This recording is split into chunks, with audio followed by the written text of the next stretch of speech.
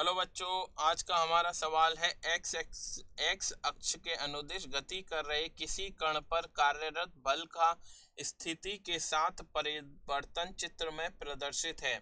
वस्तु स्थायी संतुलन में होगी। हमें बताना है कौन से पॉइंट पर वस्तु स्थायी संतुलन में होगी। चार ऑप्शन हमें दिए गए। अब देखिए, हमें स्थायी संतुलन के लिए पता है कि वस्तु पर लगने वाला बल बराबर 0 हो, तो उस स्थिति को हम क्या बोलते हैं? संतुलन की स्थिति बोलते हैं। तो इस दिए गए चित्र में एक x1 तथा दूसरा x2 दोनों पर बल का मान कितना है? 0 है। तो दोनों पे वस्तु किस में रहेगी? संतुलन में रहेगी। अब हमसे पूछा है वस्तु स्थायी संतुलन में कहां पर होगी। तो स्थायी संतुलन के लिए हमें पता है df बटा dx का मान क्या होना चाहिए? 0 से कम होना चाहिए। df बटा dx का मान 0 से कम होना चाहिए। और df बटा dx क्या है? df बटा dx इस चित्र का क्या कहेंगे हम? झुकाव है।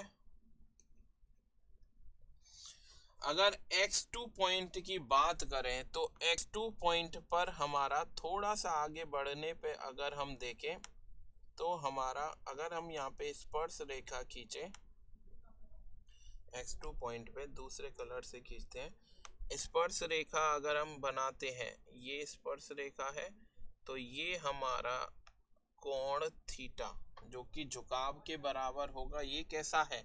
90 डिग्री से ज्यादा है।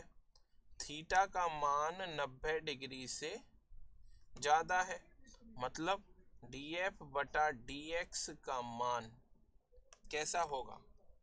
df बटा dx का मान नेगेटिव होगा, क्योंकि थीटा 90 से ज्यादा है। तो tan थीटा हमारा क्या होगा? tan थीटा का मान कैसा आएगा? नेगेटिव आएगा। और df बटा dx ही हमारा क्या होता है? tan थीटा के बराबर। तो df बटा dx कैसा आ गया? नेगेटिव आ गया।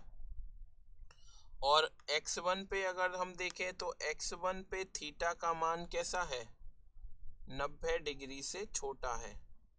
तो x1 पॉइंट पे, x2 पॉइंट पे थीटा 90 से बड़ा है और x1 पॉइंट पे थीटा 90 से छोटा है। तो tan थीटा कैसा आएगा? पॉजिटिव आएगा।